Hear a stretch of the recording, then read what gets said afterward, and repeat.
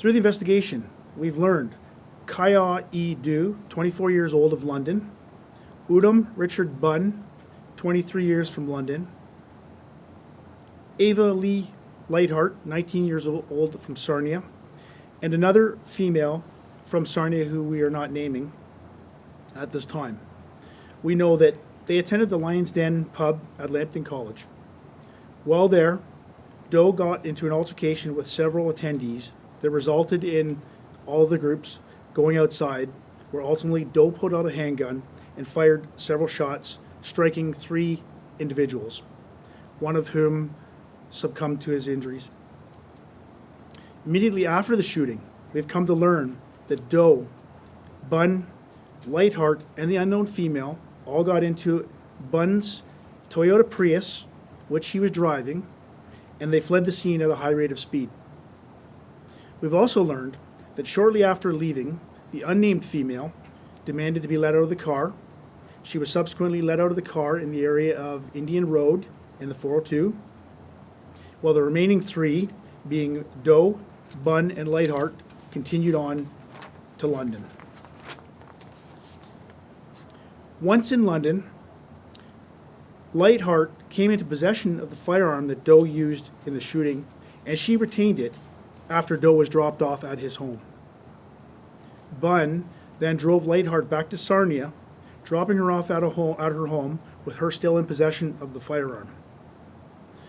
We came to learn at some point after being dropped off that Lightheart subsequently turned the firearm over to another individual named Jonathan Osborne Walsh, who is 19 years old, of Sarnia.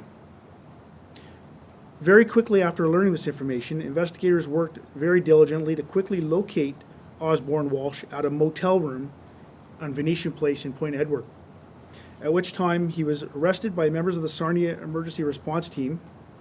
A subsequent search warrant on that hotel room resulted in the recovery of a Glock 45 pistol with an extended magazine that was found, and that firearm, we are very confident in saying that is the weapon that was used in this incident.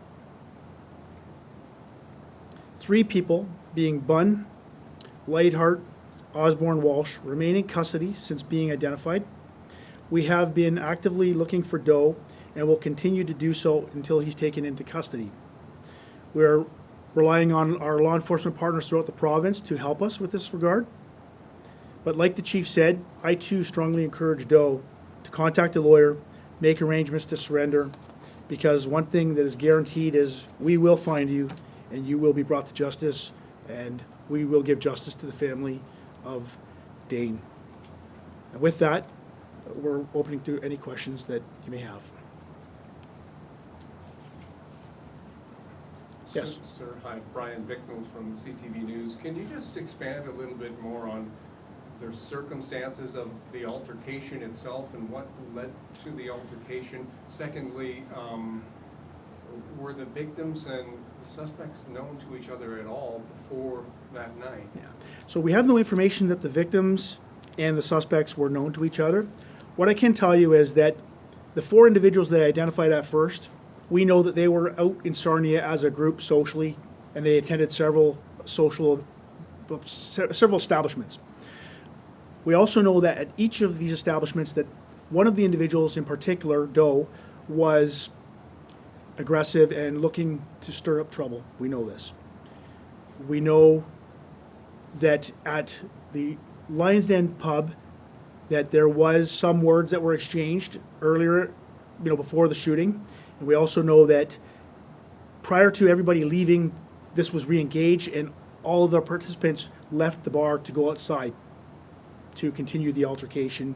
And while exiting the bar, we know that that is when Doe subsequently pulled out the firearm and fired those fatal shots. Just to clarify, did the suspects and the victims meet at any other establishments? So, no. I can tell you that my understanding is that Dane and some of his friends may have been at Chuck's earlier when the first altercation happened at Chuck's, which is one of the establishments. But I can tell you that that altercation that happened there did not involve Dane and his group. It was somebody totally independent. And that didn't amount to a discharge of a firearm. Can I just be clear on something, because it was a little bit confusing, the back and forth between Sarnia Yep. and London. So if I'm clear, there are 4 suspects.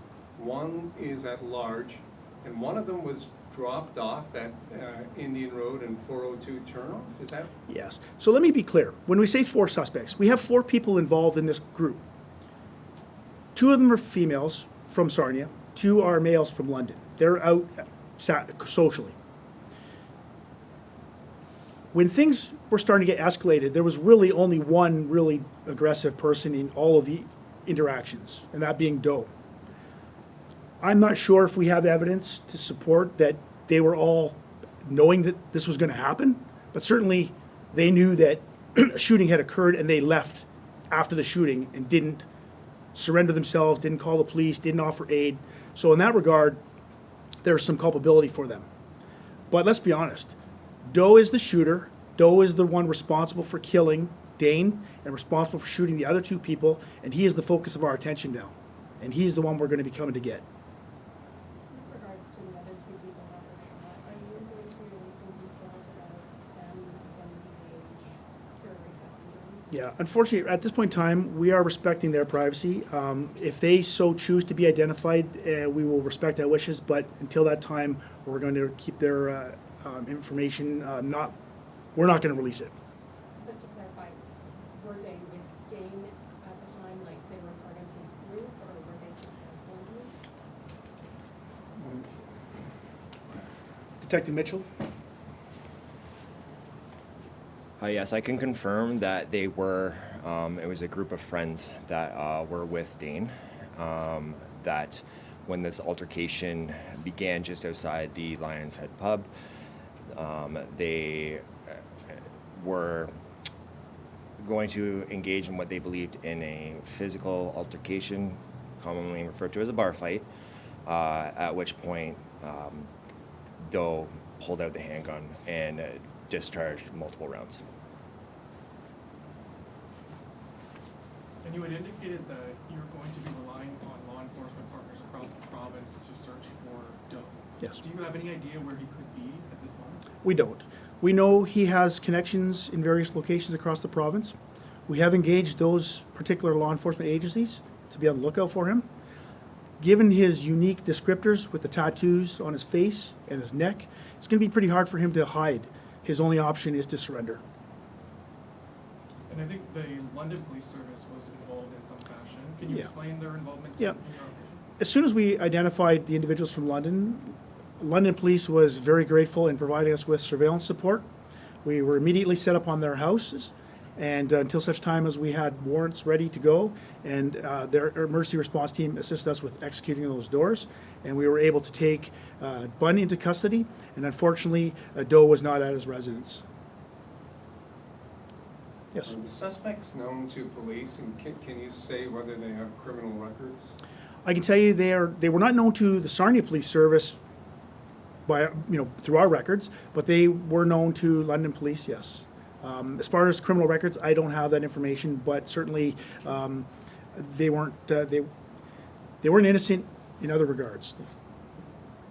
Can you clarify, you said after the incident at Chuck's, you were given some information on a vehicle, a license plate. Can you clarify just Yeah. sort of how that all played out? Okay, so just for the timeline, we got a 911 call at 11:05 p.m. just before the shooting. And the call was a disturbance outside of Chuck's. There was an individual who displayed a firearm, and then one of the individuals smashed the window at Chuck's. They provided descriptions, one being a tall brown male, one being a short Asian male. We sent all of our available resources. Upon arrival, the officers were told that one of the males walked across the street across Exmouth. The officers focused their attention on that, and they located an individual who was highly intoxicated, who was later identified to be the male who smashed the window. Now, there was also information about a vehicle that was seen in the area that was believed to be the one that the Asian male got into and left. Our officers found that vehicle in the parking lot, and it was determined to be an Uber that was not related at all. The individual involved actually got into a different vehicle, but nobody could provide us with a make, model, license number. And this is almost 2 hours before the actual shooting. Our officers certainly did their best to try and gather any evidence that would allow us to find these people, but we certainly couldn't go and stop every car looking for somebody based on the information we had. We did speak to a person who was involved in that interaction or that altercation who did confirm the presence of a firearm, but certainly we had nothing, no leads. We didn't know where they were going to go. We have subsequently learned that they went from there to another licensed establishment in Sarnia, and then from there they made their way to the Fox's Den, and ultimately this shooting occurred. Yes. So, just to be clear, this is sort of new to me, sorry, but this all began on Thursday night. You're saying you got the first 911 call around 11, and this came from the Chuck's Yeah. Roadhouse So restaurant? think of it this way: on the Thursday night, this group is out socially. They're hanging out in Sarnia. They're hitting a couple of pubs, bars. One of the individuals feeling empowered. He wants to have altercations with individuals at different places. For some reason, that doesn't happen. Maybe somebody says, "Hey, let's get out of here. Let's go." They go from bar to bar to bar, and ultimately make their way to the Lion's Den, where there's an encounter that ends up in what we have that brings us here today. Was the firearm brandished at all at any of these other places? Just Chuck's, and that only came from the individual who was involved in the altercation, who confirmed that a firearm was displayed. And again, we did our best efforts to locate the people involved. We found the individual who smashed the window, who initially we thought was also involved in the displaying of the gun, but that turned out not to be the case.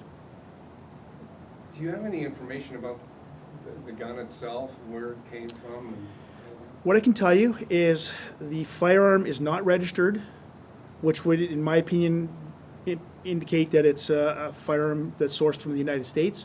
We are working currently to establishing the history of the firearm through the Provincial Weapons Enforcement Unit and the ATF and the FBI in the United States. So once we know that information, certainly we will confirm that. But it's my belief and the investigators' belief that this firearm is a smuggled handgun from the United States.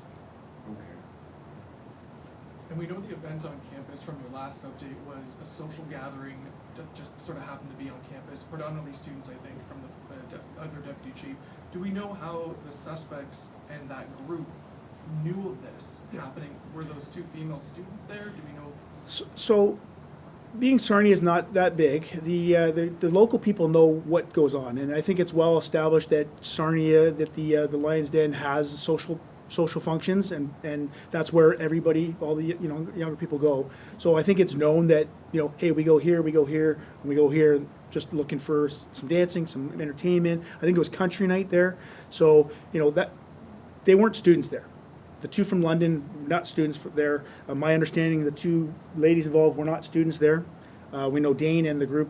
Dane was a student there. I'm not sure about the other individuals who were involved, but but it's open to people to come as long as you're of age, and they'll serve you, and it's open to anybody to go. But there's no it's not like they went there looking for the specific people that were victims. They just ended up there.